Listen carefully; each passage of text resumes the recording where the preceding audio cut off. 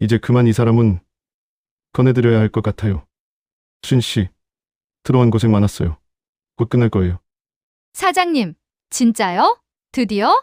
잠이 막 들려던 참에 내 귀에 남편의 목소리가 들려왔다. 하지만 그 목소리엔 슬픔이 아니라 안도감이 섞여 있었다. 수진? 우리 집 간병인 이름이 수진이었다. 심장이 쿵 내려앉았다. 의사가 그러는데 이제 얼마 안 남았대. 한두 달. 내가 죽을 날을 카운트다운하고 있었다. 그럼 보험금은 10억? 깔끔하게 나와. 그걸로 우리 제주도 가서 더 이상 들을 수 없었다. 나는 침대 시트를 꽉 움켜쥐었다. 손톱이 파고들어 손바닥에서 피가 났지만 아프지 않았다. 이 배신의 고통에 비하면 안녕하세요. 제 이름은 한명희, 올해 68입니다. 지금부터 들려드릴 이야기는 제가 직접 겪은 일입니다. 믿기 힘들겠지만 모두 사실입니다. 65 남편과 38 간병인이 어떻게 악마가 되었는지, 그리고 제가 어떻게 그들을 지옥으로 보냈는지 끝까지 들어주세요. 구독과 좋아요도 부탁드립니다. 환자분 췌장암 3기입니다. 의사의 차가운 목소리가 진료실에 떨어졌다. 멍하니 앉아만 있었다.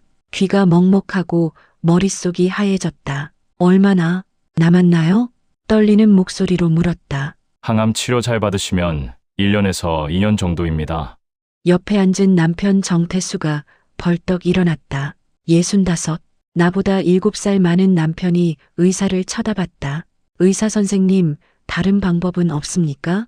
남편 목소리가 떨리고 있었다. 최선을 다하겠지만 3기는 쉽지 않습니다. 진료실을 나오는 남편의 손이 부들부들 떨렸다. 주차장으로 가는 내내 남편은 한마디도 하지 않았다. 차에 올라타자마자 남편이 핸들에 얼굴을 묻고 흐느꼈다. 여보, 미안해. 울지 마요. 남편의 등을 쓰다듬었다. 내가 뭘 잘못한 거야? 왜 당신이? 남편의 어깨가 들썩였다. 40년을 함께 산 사람, 자식도 없이 둘이서만 의지하며 살아온 사람. 괜찮아요. 우리 함께 이겨내요. 남편이 나를 꼭 껴안았다. 절대 포기 안 할 거야. 내가 끝까지 곁에 있을 거야. 그 순간만큼은 정말로 그럴 거라고 믿었다. 항암 치료가 시작됐다. 지옥 같은 나날들이었다. 머리카락이 송두리째 빠지고 입안이 헐고 토하고 온몸이 쑤셨다. 하지만 남편은 정말 헌신적이었다. 새벽 6시에 일어나서 약을 챙겨주고 미움과 죽을 정성껏 만들어주고 병원 왕복도 빠짐없이 데려다 주었다. 여보, 미안해요. 당신도 힘든데. 남편이 내 손을 꼭 잡았다. 무슨 소리야? 당연한 거지. 우리 40년 함께 살았잖아. 밤이면 남편이 내 옆에 누워 머리를 쓰다듬어 주었다. 여보, 오늘 컨디션 어때? 좀 나은 것 같아요. 다행이다. 내일은 더 나아질 거야. 고마워요. 정말. 뭘? 당신 덕분에 내가 여기까지 온 건데. 남편의 눈가가 촉촉해졌다. 우리 회사도 당신이 동대문 시장 뛰어다니며 번 돈으로 시작한 거잖아. 무능해서 힘들게만 살게 해서 미안해요. 그게 무슨 소리야? 우리 행복했잖아. 남편이 내 이마에 입맞춤했다. 그 온기가 얼마나 따뜻했는지. 이 사람과 함께라면 이겨낼 수 있을 거라고 믿었다. 하지만 3개월이 지나자 남편 얼굴에 피로가 역력했다. 당연한 일이었다. 회사 일도 봐야 하고 나를 간호해야 하니 65 나이에 쉽지 않았을 것이다. 여보, 오늘 회의 어땠어요? 응? 아, 그냥 그랬어. 대답이 짧아졌다. 많이 힘들죠? 미안해요. 아니야. 괜찮아. 하지만 괜찮지 않은 게 눈에 보였다. 눈 밑 다크서클에 수척해진 얼굴. 여보, 우리 간병인 알아볼까요? 내가 먼저 말을 꺼냈다. 뭐, 간병인? 네. 당신도 회사 일 바쁘잖아요. 전문가한테 맡기는 게. 아니야. 내가 할 수 있어. 여보, 당신 건강도 중요해요. 나이도 있는데. 남편이 내 손을 꼭 잡았다. 나 괜찮아. 정말 당신 곁에 내가 있어야 해. 고마웠다. 정말 고마웠다. 하지만 일주일 후 남편이 먼저 말을 꺼냈다. 여보, 미안한데 간병인 알아보는 게 좋을 것 같아. 남편 표정이 무거웠다. 회사에서 큰 계약 건이 있어서 좀 집중해야 할 것 같아. 알았어요. 당연하죠. 웃으며 고개를 끄덕였다. 좋은 분으로 모셔와요. 미안해. 뭐가 미안해요. 당신도 힘든데. 남편이 나를 꼭 껴안았다. 고마워. 정말 고마워. 그때까지만 해도 그 결정이 내 인생을 송두리째 바꿀 줄은 몰랐다. 일주일 후 초인종이 울렸다. 남편이 문을 열었고 40 정도로 보이는 여자가 들어왔다. 화장기 없는 깔끔한 얼굴에 단정한 옷차림, 온화한 미소. 안녕하세요, 사모님. 저는 이수진이라고 합니다. 공손하게 인사하는 모습이 첫인상부터 좋았다. 들어오세요. 앞으로 제가 정성껏 모시겠습니다. 경력이 어떻게 되세요? 간호조무사 자격증 있고 간병 경력 10년 됐어요. 주로 어떤 환자분들 돌보셨어요? 암 환자분들 위주로 모셨습니다. 믿음이 갔다. 남편도 만족스러워하는 표정이었다. 수진 씨는 정말 완벽했다. 아침 7시 정각에 와서 체온과 혈압을 체크하고 아침 식사를 준비해 주었다. 사모님, 오늘은 단호박죽 끓였어요. 소화 잘 되실 거예요. 어머, 고마워요. 정말 맛있었다. 시판 미음이랑은 차원이 달랐다. 수진 씨, 요리 정말 잘하시네요. 사모님이 맛있게 드셔주시니까 제가 더 기쁜걸요. 약 시간도 정확히 지켰고 청소도 빈틈없이 했다. 남편도 감탄했다. 수진 씨 덕분에 제가 회사 일에 집중할 수 있어요. 제 일인걸요. 사모님 잘 모시는 게 정말 감사했다. 한 달쯤 지나자 수진 씨와 꽤 가까워졌다. 날씨 좋은 날이면 휠체어를 밀어 거실로 나가서 창문을 활짝 열어주었다. 햇볕 쬐시면 기분 좋아지실 거예요. 수진 씨 덕분에 살 것 같아요. 어느 날은 함께 TV를 봤다. 드라마를 보며 함께 웃고 함께 울었다. 사모님, 남편분은 정말 좋으신 것 같아요. 우리 남편? 어떻게 알아요? 사모님 이야기하실 때 표정이 달라요. 정말 사랑하시는 게 느껴져요. 그래요. 40년을 함께 살았으니까요. 부러워요. 저도 그런 사랑 해보고 싶어요. 수진 씨 눈빛이 순수했다. 수진 씨, 결혼 안 하셨어요? 네. 인연이 없었나 봐요. 왜요? 이렇게 예쁜데. 감사해요, 사모님. 그런 대화를 나누며 수진 씨를 가족처럼 여기게 됐다. 자식 없는 우리에게 수진 씨는 딸 같은 존재였다. 어느 날 저녁 남편이 퇴근하니 수진 씨가 아직 있었다. 수진 씨, 아직 안 가셨어요? 아, 사장님. 오늘 사모님 컨디션이 안 좋으셔서요. 여보, 어디 아파? 남편이 급하게 다가왔다. 괜찮아요. 그냥 좀 어지러워서요. 수진 씨가 옆에 있어줘서 다행이네요. 수진 씨, 저녁 드셨어요? 아직이요. 그럼 저희랑 같이 드세요. 제가 배달시킬게요. 그렇게 우리 셋이 함께 저녁을 먹었다. 화기애애한 분위기였다. 마치 가족 같았다. 우리 수진 씨 만나서 정말 다행이야. 남편이 환하게 웃으며 말했다. 덩달아 기분이 좋아졌다. 우리 참 복받았다고 생각했다. 이렇게 좋은 분을 만나서. 그런데 며칠 후 같은 아파트에 사는 박 할머니가 찾아왔다. 우리 동네에서 40년을 사신 터줏대감이셨다. 명희 씨, 잠깐 얘기 좀 할 수 있어요? 네, 할머니. 무슨 일이세요? 박 할머니가 주위를 살피더니 목소리를 낮췄다. 명희 씨집 간병인 말이야. 수진 씨요? 응. 그 사람 조심해. 네. 왜요? 심장이 두근거리기 시작했다. 작년에 312동에 15층에 사시던 김할머니 있잖아. 아, 김순자 할머니요? 돌아가신. 그래. 그분 간병인이 바로 그 수진이야. 심장이 쿵 내려앉았다. 그게 무슨 말씀이세요? 김할머니 아들이 나한테 하소연하더라고. 어머니가 돌아가시고 나니까 통장이 텅 비어 있었대. 설마. 손이 차갑게 식었다. 3억이 있었는데 5천만 원밖에 안 남았더래. 간병인이 카드를 몰래 쓰고 현금도 빼돌리고. 그래서 어떻게 됐어요?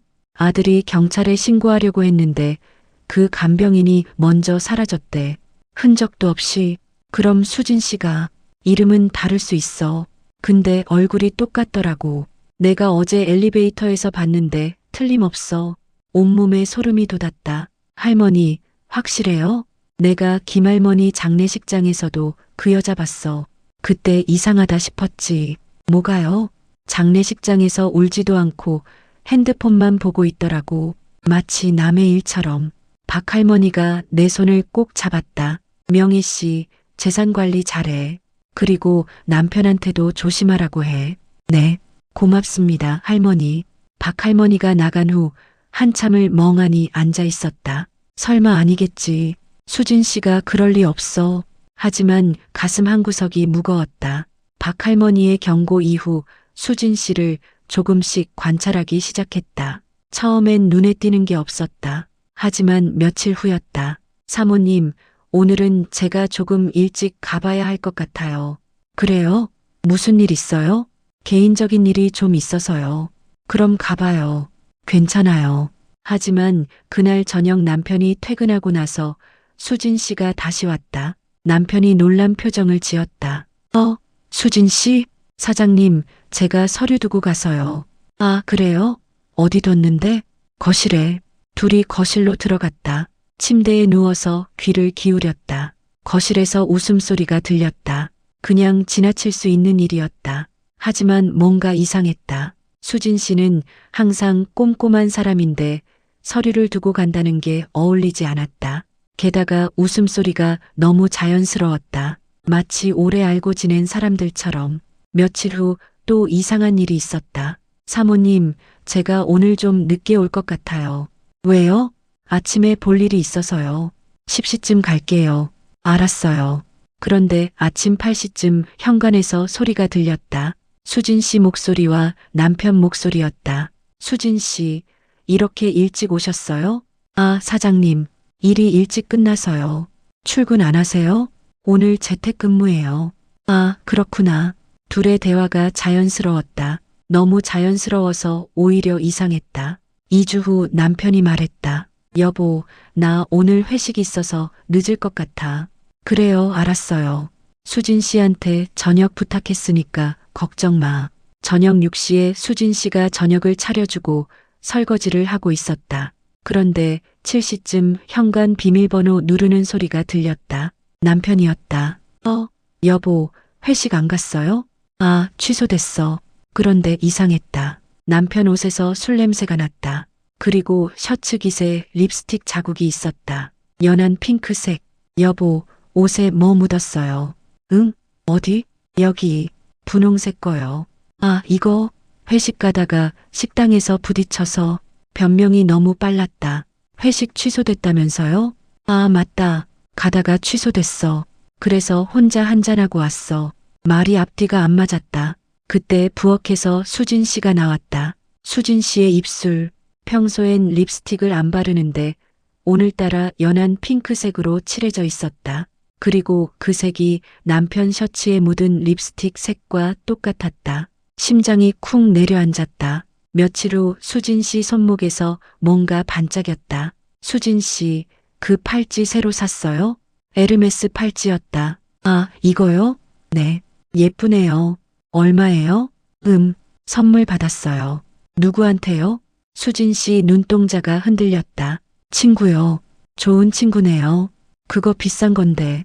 네. 그냥 생일 선물로요. 하지만 석 달 전에 수진 씨 생일 파티했었다. 그때는 그 팔찌 없었다. 그리고 그 팔찌는 정확히 380만 원짜리였다. 어떻게 아냐고? 남편이 내 생일에 사주려다가 너무 비싸다고 포기한 바로 그 팔찌였으니까. 일주일 후 남편 서재에 들어갔다. 책상 위에 신용카드 명세서가 놓여 있었다. 손이 떨렸지만 펼쳐봤다.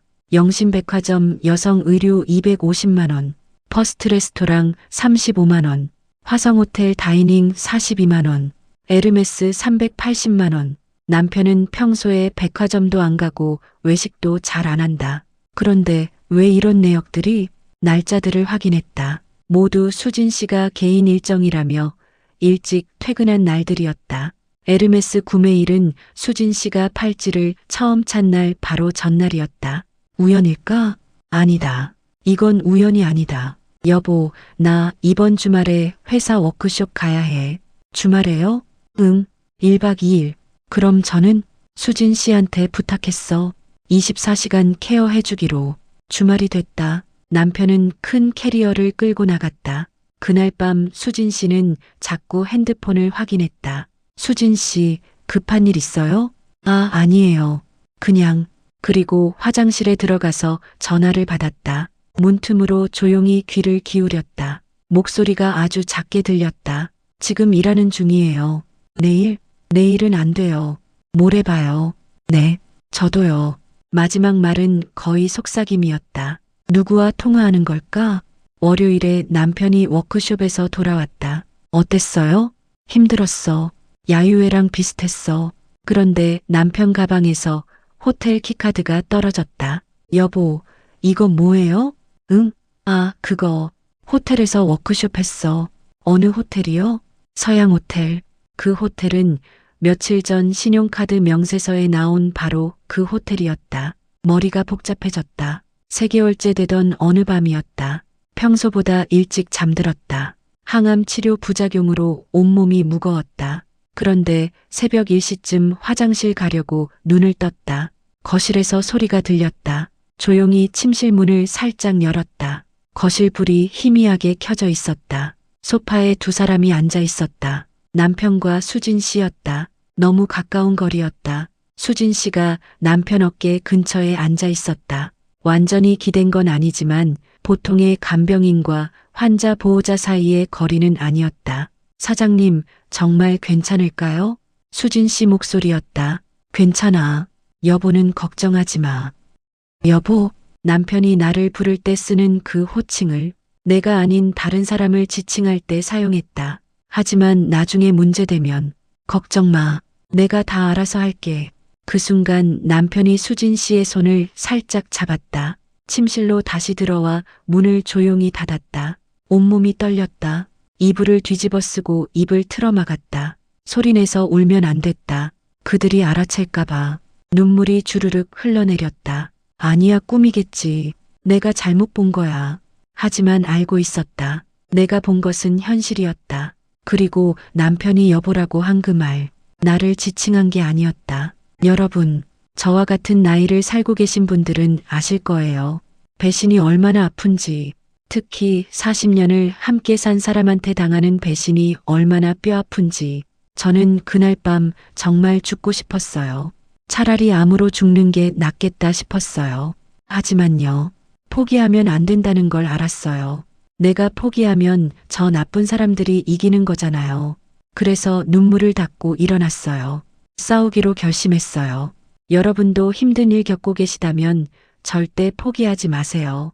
끝까지 들어주세요. 제가 어떻게 저들을 심판했는지.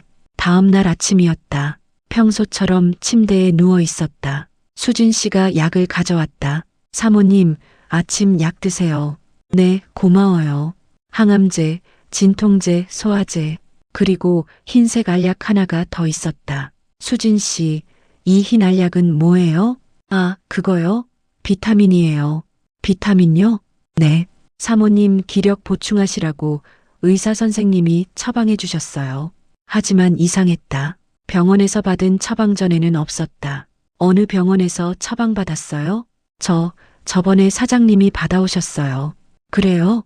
약을 입에 넣는 척하고 물을 마신 후 휴지에 뱉어냈다. 수진 씨가 나간 후 그 약을 스마트폰으로 검색했다. 졸피뎀, 수면제였다. 그것도 고용량. 심장이 쿵 내려앉았다. 비타민이 아니라 수면제를? 왜? 대답은 하나였다. 나를 재우려고, 나를 멍하게 만들려고. 그날부터 약을 먹는 척하고 버렸다. 3일쯤 지나자 머리가 맑아졌다. 그동안 왜 그렇게 몽롱했는지 알 것 같았다. 남편이 출근하고 수진 씨가 장 보러 간 사이 서재로 갔다. 서랍을 열었다. 통장이 있었다. 4명의 통장이었다. 손이 떨렸지만 잔액 조회를 해봤다. 187만 원? 3억이 있던 계좌에 187만 원만 남았다.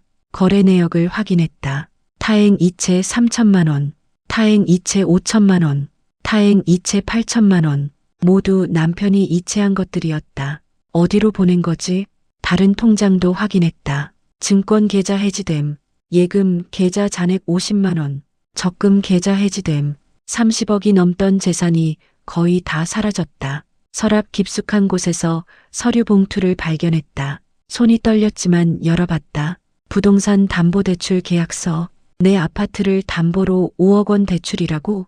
내가 언제 이런 걸 신청했지? 서명란을 봤다. 내 이름이 적혀 있었다. 하지만 이 서명은 내가 한 게 아니었다. 필체가 미묘하게 달랐다. 위조했구나. 다음 서류를 펼쳤다. 보험금 수익자 변경 신청서. 원래 수익자 한 명이 변경 수익자 정태수. 내 보험금을 10억짜리 사망 보험금 수익자를 남편으로 바꿔놨다. 이것도 내 서명이 아니었다. 손이 부들부들 떨렸다. 입술을 깨물었다. 비명을 지르고 싶었지만 참았다. 저들이 알아채면 안 됐다. 그날 밤 잠이 오지 않았다. 스마트폰으로 뉴스를 검색했다. 간병인 횡령. 수많은 기사가 쏟아졌다. 그중 하나가 눈에 들어왔다. 강남 박 여사 사건 마이너스 간병인과 아들이 짜고 재산 11억 가로채. 기사를 읽는데 손이 떨렸다. 박 여사는 71세였다. 폐암 말기로 투병 중이었다. 간병인과 외아들이 짜고 재산을 빼돌렸다. 수법이 똑같았다. 간병인이 매일 수면제를 몰래 먹였다. 박 여사가 멍한 사이 아들이 도장을 찍어 재산을 이전했다. 통장에서 11억이 사라졌다. 박 여사가 알아챘을 때는 이미 늦었다. 간병인은 사라졌고 아들은 해외로 도피했다. 박 여사는 결국 그 충격으로 3개월 만에 세상을 떠났다. 댓글을 읽었다. 저런 놈들은 사형시켜야 해요. 환자를 이용해서 돈 빼돌리다니. 어머니가 얼마나 배신감 느꼈을까요? 눈물이 흘렀다. 나도 똑같은 상황이었다. 아니, 더 나빴다. 박 여사는 아들한테 당했지만 나는 40년 함께 산 남편한테 당하고 있었으니까. 그날 밤 결심했다. 증거를 모아야 해. 몰래 온라인 쇼핑몰에 접속했다. 소형 CCTV를 주문했다. 펜 모양, 시계 모양, 액자 모양. 배송지는 편의점으로 지정했다. 3일 후 수진 씨가 장 보러 간 사이 편의점에 갔다. 택배를 받아왔다. 침실 시계에 카메라를 설치했다. 거실 액자에도 설치했다. 손이 떨려서 몇 번이나 떨어뜨렸지만 결국 성공했다. 스마트폰으로 실시간 확인이 가능했다.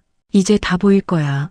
이틀 후 녹화 영상을 확인했다. 남편이 퇴근하고 수진 씨와 거실에 앉아 있었다. 내가 침실에서 자고 있을 시간이었다. 수진 씨 목소리가 들렸다. 사모님 약 드시고 푹 주무세요. 조금만 참아요. 의사 선생님이 그러시는데 이제 얼마 안 남았대요. 정말? 네. 길어야 몇 달. 그럼 우리 네. 그때 되면 우리 새로 시작하는 거예요. 둘이 손을 맞잡았다. 핸드폰을 떨어뜨릴 뻔했다. 다음 영상을 재생했다. 수진 씨, 통장 정리 다 됐어? 네, 사장님. 거의 다 사장님 명의로 옮겼어요. 사모님 명의는 얼마 안 남았어요. 어차피 곧 보험금은 10억이요. 수익자 사장님으로 바꿔놨어요. 어떻게? 서명 위조했어요. 생각보다 쉽더라고요. 들키면 어떡해? 안 들켜요. 사모님은 병원도 못 가시잖아요. 그래도 사장님 걱정하지 마세요. 다 계획대로 되고 있어요. 고마워, 수진 씨. 뭐가요? 나 같은 사람 선택해줘서. 당연하죠. 사장님 때문에 제가 살 것 같아요. 나도 이렇게 사랑받는 거 처음이야. 40년을 아내와 정없이 살았어요. 이제 좀 내 인생 살고 싶어요. 영상을 멈췄다. 눈물이 주르륵 흘러내렸다. 정없이? 내 인생? 동대문 시장 뛰어다니며 번 돈으로 내 회사 만들고 내 빚 갚고 내 부모님 병원비 댔는데 그게 정없이 산 거였어? 며칠 후 영상을 또 확인했다. 수진 씨, 제주도 땅 알아봤어. 진짜요, 사장님? 응, 바다 보이는 곳. 거기 카페 차리면 될 것 같아. 우와, 상상만 해도 좋아요. 여보, 우리 보험금 나오면 바로 가자. 여보라는 말. 남편이 수진 씨를 여보라고 불렀다. 얼마나 걸릴까요? 의사가 그러는데 이제 한 달 정도? 그럼 고지네요. 응, 조금만 더 참자. 근데 사장님, 응? 사모님한테 미안하진 않으세요? 미안하지. 근데 어쩌겠어. 나도 살아야지. 그래, 맞아요. 40년 희생했어. 이제 내 차례야. 알았어요, 사장님. 둘이 웃었다. 내 죽음을 기다리며 웃고 있었다. 핸드폰을 던져버리고 싶었다. 하지만 참았다. 증거야. 이게 증거야. 이걸로 저들을 심판할 거야. 그날 밤에도 잠이 오지 않았다. 또 뉴스를 검색했다. 인천 최할머니 사건 마이너스 간병인이 수면제 과다 투여로 살해 시도. 기사를 읽었다. 최할머니는 68세였다. 당뇨와 고혈압으로 간병인을 두고 있었다. 간병인은 재산을 노리고 매일 수면제를 과다 투여했다. 최할머니는 점점 의식이 흐려졌다. 가족들이 이상함을 느끼고 병원에 데려갔을 때 이미간 기능이 망가져 있었다. 다행히 최할머니는 살아났다. 간병인은 체포됐다. 살인 미수죄로 징역 12년을 선고받았다. 댓글을 읽었다. 우리 어머니도 간병인 두고 있는데 무섭네요. 노인들 재산 노리는 간병인들 정말 조심해야 해요. CCTV 꼭 설치하세요. 심장이 두근거렸다. 나도 매일 수면제를 먹고 있었다. 언제까지? 내가 죽을 때까지? 아니면 그들이 직접 죽일 때까지?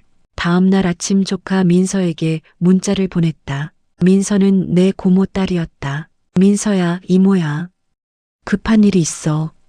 전화 좀 해줄래? 10분 후 전화가 왔다. 이모, 무슨 일이세요? 민서야, 목이 메었다. 이모 우세요? 무슨 일이에요? 이모 좀 도와줘. 제발. 모든 걸 털어놨다. 남편의 외도, 재산 횡령, 수면제, 녹화 영상. 이모, 지금 뭐라고 하신 거예요? 민서 목소리가 떨렸다. 사실이야. 다 녹화했어. 이모, 지금 당장 갈게요. 절대 아무것도 하지 마세요. 민서야, 고마워. 이모, 울지 마세요. 제가 꼭 도와드릴게요. 전화를 끊고 한참을 울었다. 그동안 참았던 눈물이 쏟아졌다. 배신감, 분노, 서러움, 모든 감정이 한꺼번에 터져나왔다. 이틀 후 민서가 왔다. 간병인 교체 상담 왔다고 둘러댔다. 고마워, 민서야. 민서가 나를 꼭 껴안았다. 이모, 많이 힘드셨죠? 그 한마디에 또 눈물이 났다. 괜찮아요. 이제 제가 있잖아요. 민서는 가방에서 장비들을 꺼냈다. 이모, 이거 더 성능 좋은 녹음기예요. 옷에 달 수 있는 거고요. 그리고 이건 안경형 카메라예요. 증거를 더 확보해야 해요. 결정적인 걸로요. 알았어. 그리고 이모, 제 친구 변호사 있어요. 형사 전문이에요. 내일 모셔올게요. 민서야, 정말 가능할까? 당연하죠. 이모, 이건 명백한 범죄예요. 민서 눈빛이 단호했다. 저들 감옥 보내드릴게요. 꼭. 다음날 저녁 민서가 변호사를 데려왔다. 50대 중반의 카리스마 넘치는 남자였다. 한 명이 사모님, 최진욱 변호사입니다. 안녕하세요. 민서한테 다 들었습니다. 녹화 영상도 봤고요. 어떤가요? 완벽합니다. 최 변호사가 노트북을 열었다. 횡령, 배임, 문서 위조, 사기, 존속살해 미수 다 성립됩니다. 존속살해 미수요? 네. 수면제를 몰래 먹인 것. 그게 그렇게까지 되나요? 됩니다. 환자에게 무단으로 약물을 투여한 것. 더구나 보험금을 노리고 있었다는 정황까지 있으니 충분히 살인 미수로 볼 수 있어요. 심장이 쿵 내렸다. 정말로 나를 죽이려 했구나. 사모님, 지금 재산이 얼마나 남았나요? 거의 없어요. 5억 정도요? 원래는요? 30억 넘었어요. 25억을 횡령한 거네요. 최 변호사가 키보드를 두드렸다. 사모님, 이거 다 되찾을 수 있습니다. 정말요? 네. 부정한 방법으로 취득한 재산은 환수 가능해요. 그리고 민사로 손해배상도 청구할 수 있고요. 얼마나 걸릴까요? 형사 재판이랑 병행하면 1년 정도요? 최 변호사가 내 손을 잡았다. 사모님, 저들 반드시 감옥 보내드릴게요. 그 순간 눈물이 났다. 드디어 싸울 수 있겠구나. 일주일 후 또다시 결정적인 대화가 녹음됐다. 남편과 수진 씨가 서재에서 대화하고 있었다. 민서가 준 녹음기를 켜고 문 밖에서 들었다. 수진 씨, 다음 주에 아파트명에 이전 서류 넣을 거야. 어떻게요, 사장님? 몰래 도장 찍어서 위임장 만들었어. 그게 괜찮을까요? 괜찮아. 공증까지 받았어. 공증을요? 응. 대리인으로 내가 도장 찍었지. 들키면 어떡해요? 안 들켜. 집 밖에도 못 나가잖아. 그래도 나중에 문제되면 문제 없어. 어차피 몇 달 안 남았어. 의사가 뭐래요? 한 달에서 2달. 그 정도래. 그럼 정말 고지네요. 응. 조금만 더 참자. 녹음을 멈췄다. 최 변호사에게 파일을 보냈다. 30분 후 전화가 왔다. 사모님, 이거 결정적이에요. 정말요? 네. 문서 위조 자백이에요. 이제 움직이면 되나요? 네. 내일 바로 가압류 신청하겠습니다. 그리고 고소장도 준비할게요. 알겠습니다. 사모님, 준비되셨죠? 네. 이제 끝장을 볼 시간이에요. 그날 밤 최 변호사한테서 메시지가 왔다. 사모님, 비슷한 사건 판례 보내드립니다. 참고하세요. 첨부 파일을 열었다. 부산 김할아버지 사건이었다. 김할아버지는 73세였다. 간병인과 며느리가 짜고 재산 8억을 빼돌렸다. 수법이 똑같았다. 간병인이 수면제를 먹이고 며느리가 재산을 이전했다. 김할아버지가 알아챘을 때는 통장이 텅 비어 있었다. 김할아버지는 고소했다. 간병인은 징역 10년, 며느리는 징역 8년을 선고받았다. 그리고 재산도 모두 돌려받았다. 판결문을 읽었다. 환자의 신뢰를 이용한 범행은 그 죄질이 매우 불량하다. 노인을 대상으로 한 재산 범죄는 엄중히 처벌해야 한다. 피고인들의 반성이 전혀 보이지 않는다. 희망이 생겼다. 나도 할 수 있어. 나도 이길 수 있어. 다음 날 새벽 5시였다. 최 변호사가 법원에 가압류 신청을 했다. 남편 명의 부동산, 차량, 회사 지분, 계좌 모든 재산에 가압류를 걸었다. 오전 9시에 가압류 결정문이 나왔다. 즉시 효력 발생. 등기부에 가압류 빨간 글씨가 찍혔다. 사모님, 완료됐습니다. 정말요? 네. 이제 남편분은 아무것도 처분할 수 없어요. 돈도 못 쓰고요. 계좌 동결됐습니다. 카드도요? 정지됐어요. 완벽한 타이밍이었다. 남편은 아무것도 모르고 출근했을 것이다. 그날 오후 3시였다. 남편한테서 전화가 왔다. 여보, 지금 집에 있어? 목소리가 떨리고 있었다. 네, 왜요? 카드가 안 돼. 네, 왜요? 모르겠어. 갑자기 정지됐대. 은행에 전화해봤어요? 했는데 가압류 걸렸대. 가압류요? 짐짓 놀란 척했다. 누가 법원에 신청한 거래. 나 지금 들어갈게. 네. 전화를 끊었다. 30분 후 현관문이 벌컥 열렸다. 남편이 헐레벌떡 뛰어들어왔다. 여보, 왜 그래요? 큰일 났어. 남편이 서재로 뛰어들어갔다. 등기부등본을 출력하는 소리가 들렸다. 이게 대체 무슨 비명소리였다. 빨간 글씨 가압류를 확인한 모양이었다. 수진 씨, 수진 씨. 남편이 수진 씨를 급하게 불렀다. 왜요, 사장님? 큰일 났어. 가압류가 걸렸어. 뭐라고요? 집도, 차도, 회사 지분도, 계좌도. 누가 왜요? 모르겠어. 법원에서 통보만 왔어. 그럼 우리 제주도는요? 다 망했어. 아무것도 못 팔아. 남편이 주저앉았다. 어떡해. 수진 씨도 얼굴이 하얗게 질렸다. 침실에서 그 광경을 지켜보며 처음으로 입꼬리가 올라갔다. 시작이야. 이제부터가 진짜야. 다음 날 오전 10시였다. 최 변호사가 검찰청에 고소장을 제출했다. 피고소인 정태수, 이수진, 혐의, 횡령죄, 배임죄, 사문서 위조죄, 사기죄, 존속살해 미수죄. 사모님, 접수 완료했습니다. 언제 조사받나요? 빠르면 이번 주요. 검찰에서 먼저 소환할 겁니다. 구속도 되나요? 증거가 명백하니까 구속영장 청구할 겁니다. 100% 구속되나요? 저는 99% 확신합니다. 전화를 끊고 깊은 숨을 내쉬었다. 드디어 이 전쟁이 시작됐구나. 3일 후 오후 2시였다. 초인종이 울렸다. 남편이 문을 열었다. 정태수 씨 맞으십니까? 형사 2명이 서 있었다. 네, 저인데요. 횡령 및 배임 혐의로 조사받으러 가셔야겠습니다. 뭐라고요? 남편 얼굴이 새하얗게 질렸다. 동행해 주시죠. 잠깐, 이게 무슨 소리예요? 자세한 건 가서 말씀하시죠. 형사가 남편 팔을 잡았다. 여보, 남편이 나를 쳐다봤다. 휠체어를 타고 침실에서 나왔다. 여보, 이게 무슨 일이야? 당신이 한 일의 대가예요. 내 재산 횡령한 거 다 알아요. 남편 동공이 흔들렸다. 그리고 수진 씨. 부엌에서 수진 씨가 벌벌 떨며 나왔다. 사모님, 당신도 공범이에요. 아니에요. 저는 이수진 씨도 동행하셔야겠습니다. 또 다른 형사가 수진 씨에게 다가갔다. 저는 몰랐어요. 가서 진술하세요. 사모님, 제발, 오해예요.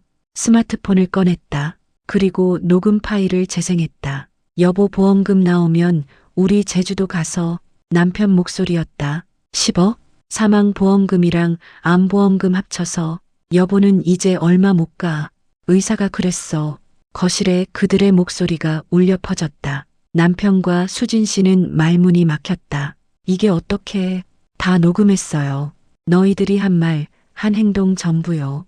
여보, 이제 그렇게 부르지 마세요. 역겨워요. 정태수 씨, 이수진 씨, 동행하시죠. 딸깍. 차가운 수갑이 채워졌다. 여보, 제발, 오해야.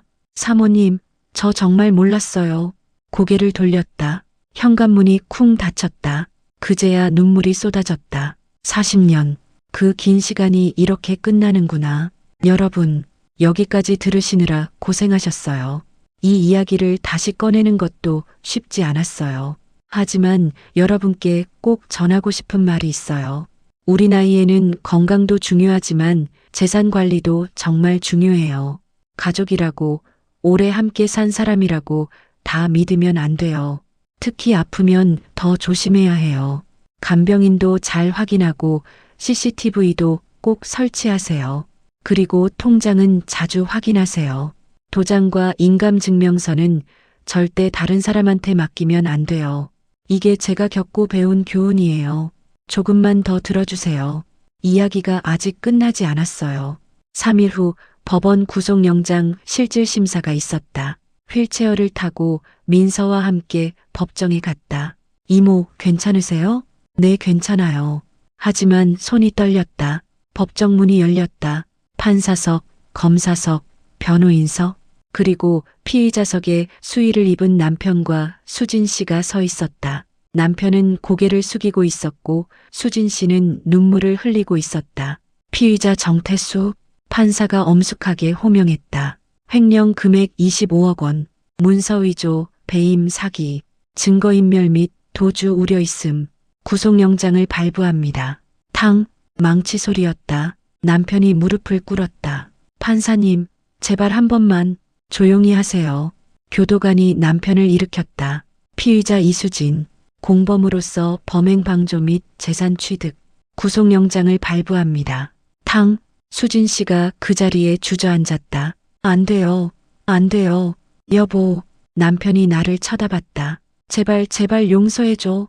사모님, 제발. 고개를 돌렸다. 한마디도 하지 않았다. 피의자들, 퇴정하세요. 교도관들이 두 사람을 끌어냈다. 여보, 사모님, 문이 닫혔다. 그제야 숨을 내쉬었다. 이모, 민서가 내 손을 꼭 잡아줬다. 잘하셨어요. 눈물이 또 흘렀다. 일주일 후 최 변호사한테서 전화가 왔다. 사모님, 큰일 났습니다. 무슨 일이세요? 수진 씨 과거를 조사했는데요. 네, 이 여자가 이런 짓을 한 게 처음이 아니에요. 심장이 쿵 내려앉았다. 무슨 말씀이세요? 2019년 부산에서 김할머니 재산 3억 횡령, 2020년 대구에서 박 할아버지 재산 2억 횡령, 2021년 서울 강남에서 이 할머니 재산 5억 횡령, 그리고 작년에 사모님 아파트 15층 김순자 할머니 재산 2억 횡령. 손이 떨렸다. 그럼 제가 5번째예요? 네. 그런데 더 충격적인 게 있어요. 뭔데요? 이 여자의 본명은 이수진이 아니에요. 네.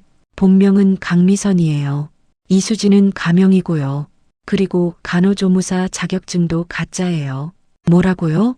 온몸에 소름이 돋았다. 12년 경력이라는 것도 거짓말이에요. 실제로는 사기 전과 산범이에요. 그럼 우리가 완전히 속은 거네요. 네. 이 여자는 전문 사기꾼이에요. 그런 사람을 우리 집에 들인 거예요. 눈물이 났다. 사모님, 괜찮으세요? 네, 괜찮아요. 그런데 변호사님, 네. 다른 피해자분들은 어떻게 됐어요? 부산 김할머니는 재산을 못 찾고 돌아가셨어요. 대구 박 할아버지는 충격으로 치매가 왔어요. 강남 이 할머니는 우울증으로 요양병원에 계세요. 15층 김순자 할머니는 작년에 돌아가셨고요.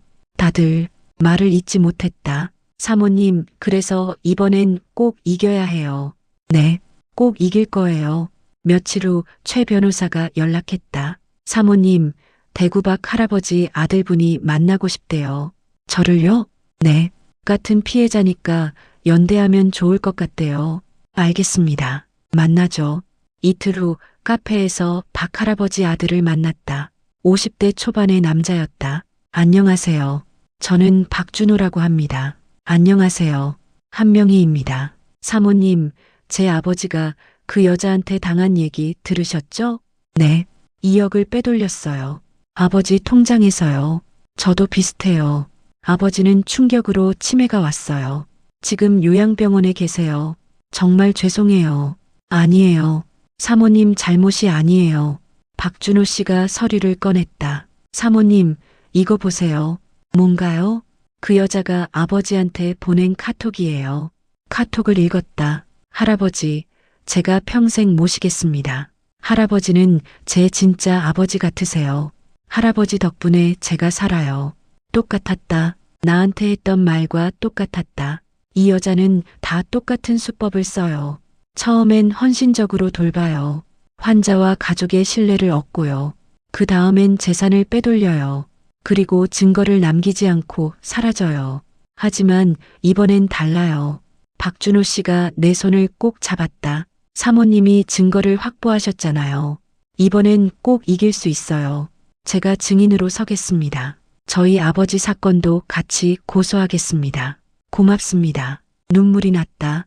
혼자가 아니구나. 같은 아픔을 겪은 사람들이 있구나.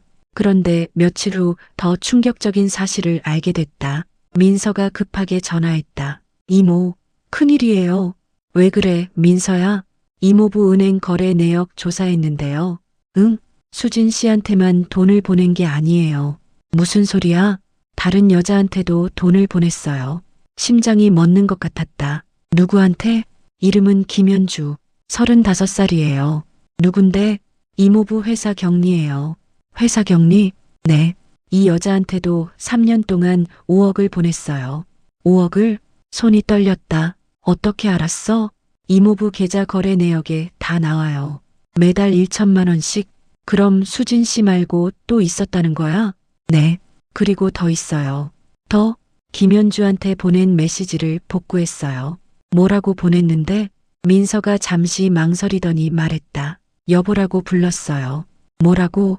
김현주한테도 여보라고 불렀어요. 눈앞이 캄캄했다. 참을 수 없었다. 직접 확인하고 싶었다. 민서야, 그 김현주 연락처 알아? 네, 제가 알아냈어요. 전화 좀 걸어줘. 민서가 김현주에게 전화를 걸었다. 여보세요? 김현주 씨죠? 저는 한명희의 조카 민서라고 합니다. 이모가 만나고 싶어 하세요. 내일 2시에 슬로우 카페로 오세요. 다음 날 2시였다. 김현주가 왔다. 45으로 보이는 깔끔한 여자였다. 안녕하세요. 김현주가 고개를 숙였다. 앉으세요. 김현주가 앉았다. 사모님, 정말 죄송합니다. 당신 우리 남편이랑 무슨 사이예요? 솔직하게 말해요. 김현주가 한참을 망설이더니 입을 열었다. 3년 전부터 사귀었어요. 사귀었다고? 네. 사장님이 저한테 먼저 고백하셨어요. 그래서 처음엔 거절했어요. 결혼하신 분이라서요. 그런데 사장님이 계속 졸라서 그래서 사귄 거예요? 네. 돈은 사장님이 매달 주셨어요. 얼마? 1,000만 원씩이요. 3년이면 3억이 넘는데요. 죄송해요. 김현주가 고개를 숙였다. 근데 한 가지 물어볼게요. 네. 당신도 우리 남편한테 여보라고 불렀어요? 김현주가 고개를 끄덕였다. 네. 그 순간 모든 게 무너졌다. 수진 씨만이 아니었다. 김현주도 있었다. 그럼 또 다른 여자도 있을지 모른다. 40년. 그 긴 시간 동안 남편은 대체 뭘 한 거야? 여러분, 많이 놀라셨죠? 저도 너무 놀랐어요. 남편이 수진 씨하고만 바람핀 게 아니었어요. 회사 격리하고도 3년 동안 바람을 폈어요. 5억을 줬어요. 제가 번 돈으로요. 동대문 시장에서 새벽부터 밤까지 뛰어다니며 번 돈으로요. 그 돈으로 남편은 다른 여자들한테 여보라고 부르며 살았어요. 여러분도 조심하세요. 아무리 오래 함께 산 사람이라도 믿으면 안 돼요. 특히 돈 관리는 꼭 본인이 하세요. 통장은 절대 맡기면 안 돼요. 이제 정말 끝판왕이 나옵니다. 구속된 남편이 검찰 조사를 받았다. 최 변호사가 조서를 보여줬다. 사모님, 남편분 진술 내용이에요. 손이 떨렸지만 읽었다. 검사 왜 부인의 재산을 횡령했습니까? 정태수 제 거예요.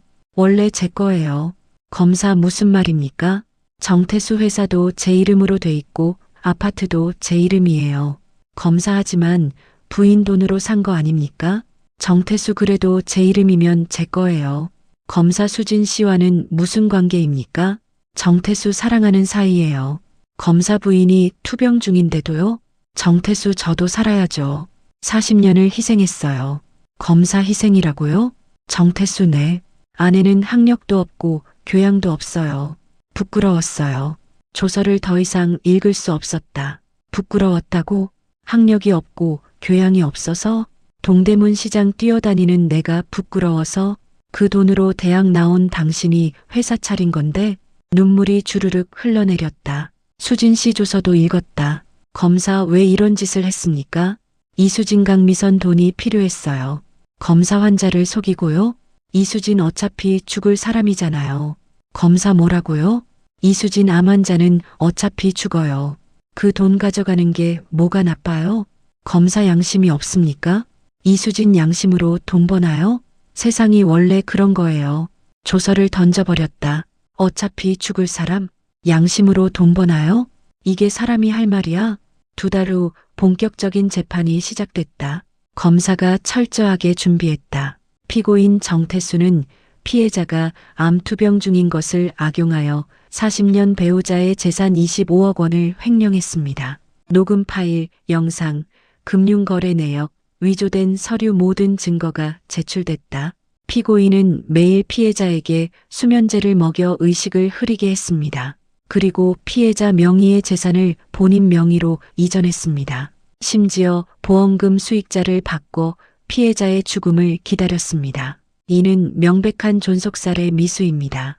방청석이 술렁였다. 변호사가 발뺌하려 했다. 피고인은 가정 경제를 관리하던 중. 하지만 검사가 즉각 반박했다.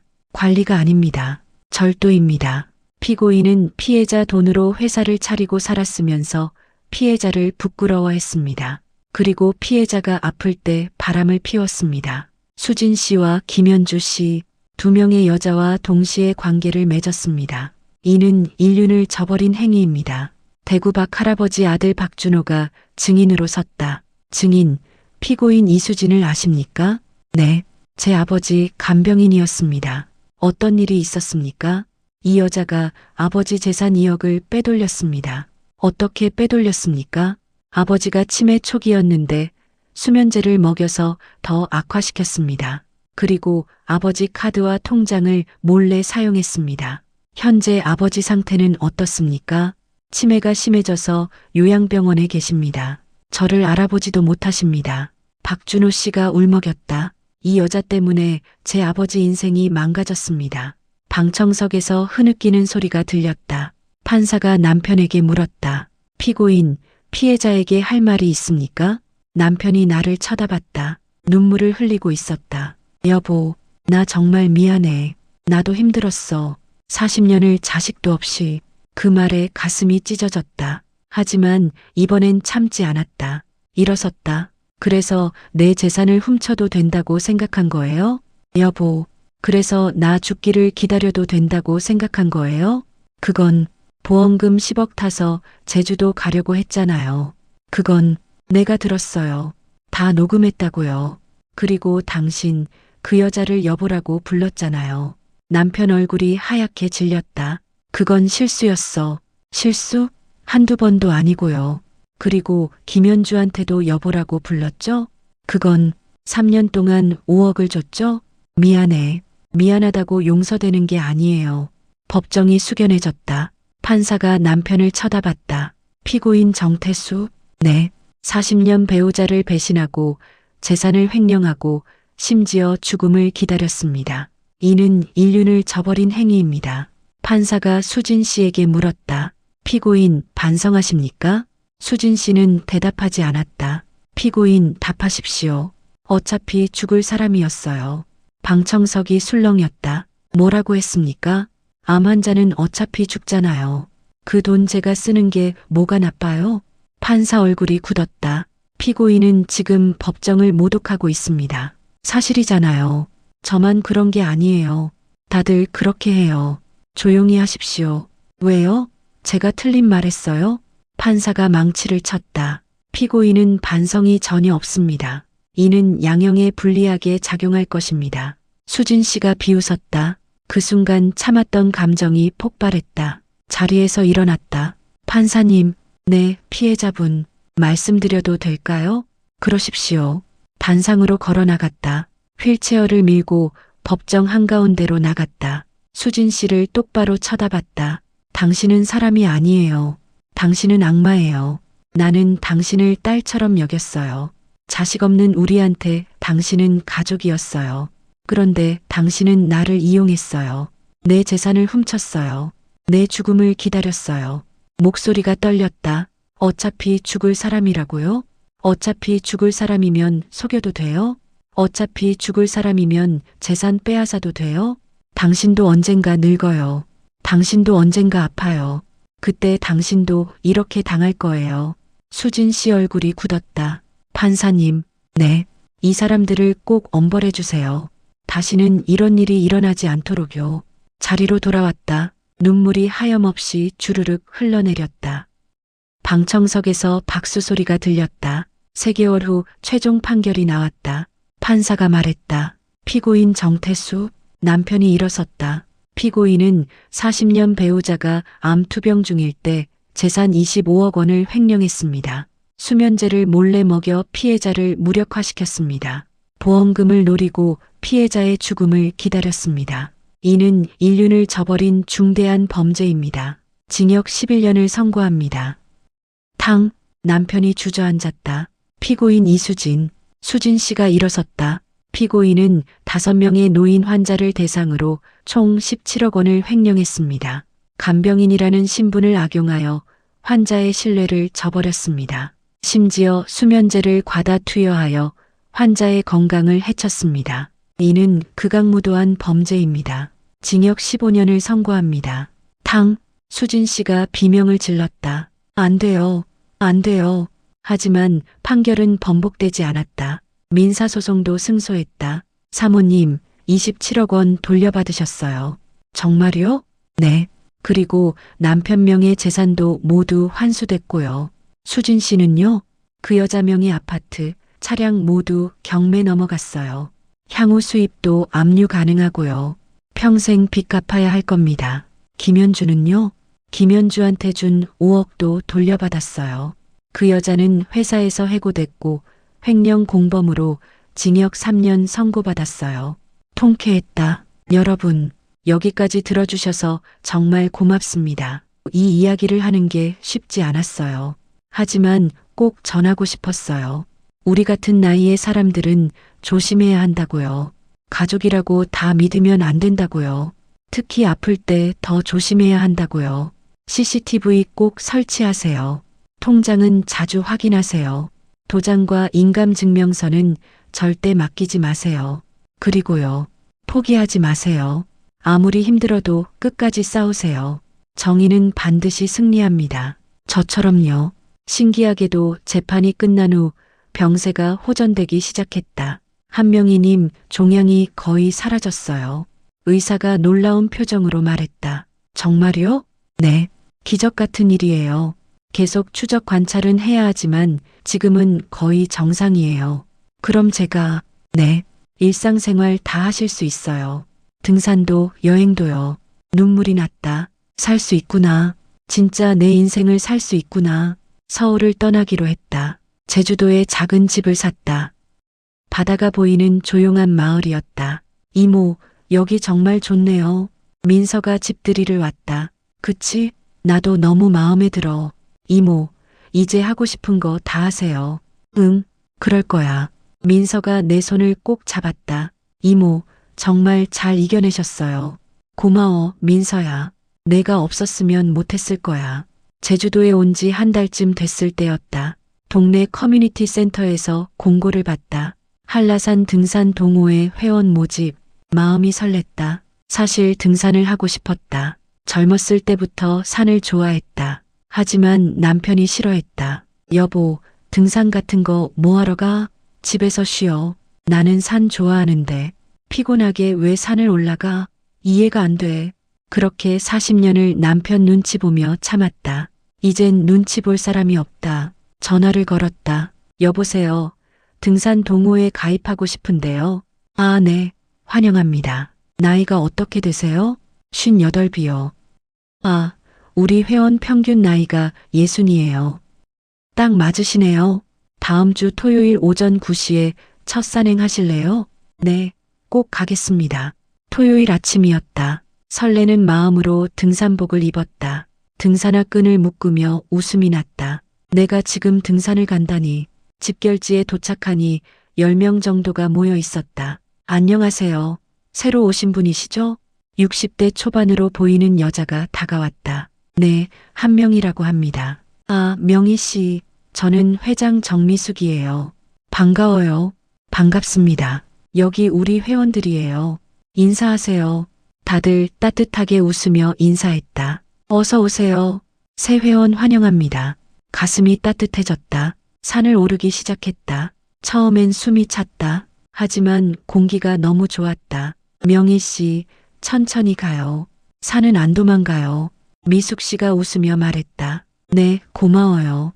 2시간쯤 올라갔다. 전망대에 도착했다. 바다가 한눈에 보였다. 와, 감탄사가 절로 나왔다. 예쁘죠? 네, 정말 아름다워요. 명희 씨, 사진 찍어드릴까요? 네, 부탁드려요. 카메라를 보며 환하게 웃었다. 이렇게 웃어본 게 얼마만인지. 산행 후 다 함께 막걸리를 마셨다. 명희 씨, 어디서 오셨어요? 서울에서 왔어요. 아, 그래요? 왜 제주도로? 새로 시작하고 싶어서요. 멋지네요. 우리 명희 씨, 미숙 씨가 잔을 들었다. 명희 씨 제주도 입도 축하. 건배. 다 함께 잔을 부딪혔다. 명희 씨, 남편은 서울에 계세요? 순간 말문이 막혔다. 저, 혼자 살아요. 아, 죄송해요. 제가 실례를. 아니에요. 괜찮아요. 미숙 씨가 내 손을 잡았다. 저도 혼자예요. 남편이 5년 전에 세상 떠났어요. 아, 처음엔 힘들었는데 지금은 괜찮아요. 오히려 자유로워요. 미숙 씨가 웃었다. 명희 씨도 금방 적응할 거예요. 우리가 있잖아요. 가슴이 뭉클했다. 등산 동호회 회원들과 일주일에 2번씩 만났다. 등산하지 않는 날엔 카페에서 차를 마셨다. 명희 씨, 저희 오늘 새로 생긴 카페 가려고 하는데 같이 갈래요? 좋아요. 카페에서 녹차를 마시며 이야기를 나눴다. 명희 씨는 서울에서 뭐 하셨어요? 동대문 시장에서 일했어요. 어머, 그럼 옷장사? 네, 40년 넘게 했어요. 대단하다. 명희 씨, 뭐가 대단해요? 그냥 먹고 살려고 한 거죠. 그래도 대단한 거예요. 40년을 한 자리에서. 미숙 씨가 말했다. 저는 평생 주부만 하다가 남편 잃고 나니까 뭘 해야 할지 모르겠더라고요. 그래서 등산을 시작했어요. 산에 오르면 머리가 맑아져요. 저도요. 내가 말했다. 사실 젊었을 때부터 등산하고 싶었는데 못했어요. 왜요? 남편이 싫어해서요. 아, 40년을 참았어요. 남편 눈치 보면서요. 근데 이제는 자유예요. 하고 싶은 거 다 할 수 있어요. 미숙 씨가 내 손을 꼭 잡았다. 명희 씨, 우리 앞으로 하고 싶은 거 다 해요. 등산도 하고, 여행도 가고, 맛있는 것도 먹고. 네, 그럴게요. 다 함께 웃었다. 집 앞에 작은 텃밭을 만들었다. 상추, 고추, 토마토를 심었다. 매일 아침 물을 주며 식물들을 관찰했다. 어머, 싹이 났네. 작은 초록 싹을 보며 감탄했다. 이렇게 작은 것에 감동하는 내가 신기했다. 옆집 할머니가 다가왔다. 명희 씨, 텃밭 잘 가꾸시네요. 고마워요, 할머니. 상추 좀 나눠드릴게요. 어머, 고마워요. 우리 이웃끼리 나눠 먹어야죠. 할머니가 웃으며 상추를 한 알음 주셨다. 할머니, 저녁에 저희 집에서 상추쌈 드실래요? 그래요? 그럼 제가 된장 갖고 갈게요. 좋아요. 그날 저녁 할머니와 함께 상추쌈을 먹었다. 명희 씨, 서울에서 왔다며? 네, 할머니. 왜 제주도로 왔어? 새로 시작하고 싶어서요. 그래, 잘했어. 할머니가 내 손을 토닥였다. 여기서 행복하게 살아. 이웃들도 다 좋은 사람들이야. 네, 할머니. 이미 행복해요. 정말이었다. 이렇게 소박한 행복이 이렇게 큰 줄 몰랐다. 한 달에 한 번 동네 회관에서 주민 모임이 있었다. 처음엔 어색했지만 금방 익숙해졌다. 명희 씨, 다음 주 마을 잔치 있는데 오실 거죠? 네, 갈게요. 명희 씨가 전 부쳐주세요. 서울 사람들은 전 잘 부친다며? 제가 할게요. 마을 잔치 날이었다. 아침부터 회관에 가서 전을 부쳤다.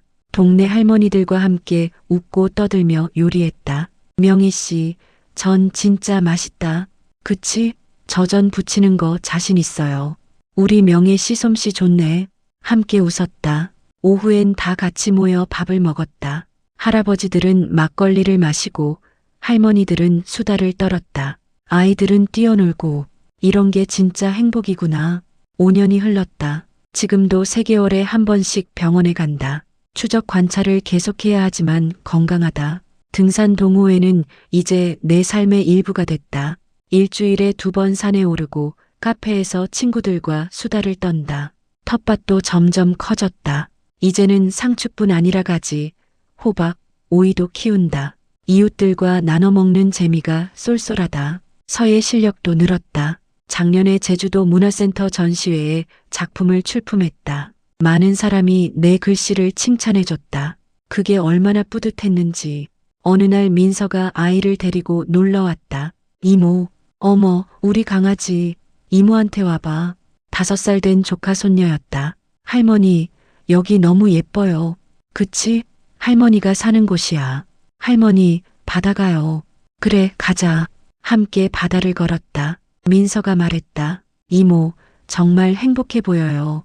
응, 행복해. 다행이다. 이모가 이렇게 웃는 거 처음 봐요. 그래, 네. 예전엔 항상 뭔가 힘들어 보이셨거든요. 이제는 정말 편안해 보이세요. 민서가 내 손을 잡았다. 이모, 앞으로도 쭉 행복하세요. 너도 민서야. 고마워요, 이모. 제 인생의 영웅이에요. 눈물이 날 뻔했다. 지금 생각해보면 그 끔찍한 배신이 오히려 나를 자유롭게 해줬다. 40년간 남편에게 묶여 살았는데 이제는 진짜 내 인생을 산다. 매일 아침 일어나면 바다가 보인다. 등산 가고 텃밭 가꾸고 서예 쓰고 친구들과 차 마시고 하고 싶은 거 다 한다. 남편 눈치 안 보고 가끔 생각한다. 만약 그때 포기했다면? 만약 그냥 당했다면? 나는 지금 이 행복을 느끼지 못했을 것이다. 병원에서 추적 관찰은 계속하지만 건강하다. 의사 선생님도 기적이라고 한다. 아마도 마음이 편해져서 그런 것 같다. 스트레스가 없으니 몸도 좋아진 거다. 이 영상을 보시는 모든 분들께, 특히 우리 같은 나이를 살고 계신 분들께 조심하세요. 재산 관리 잘하세요. CCTV 설치하세요. 통장 자주 확인하세요. 가족이라고 다 믿지 마세요. 그리고요, 아프다고 포기하지 마세요. 끝까지 싸우세요. 여러분도 이길 수 있습니다. 그리고 진짜 행복을 찾을 수 있습니다. 저처럼요. 하고 싶었던 거 다 하세요. 남편 눈치, 자식 눈치 보지 말고요.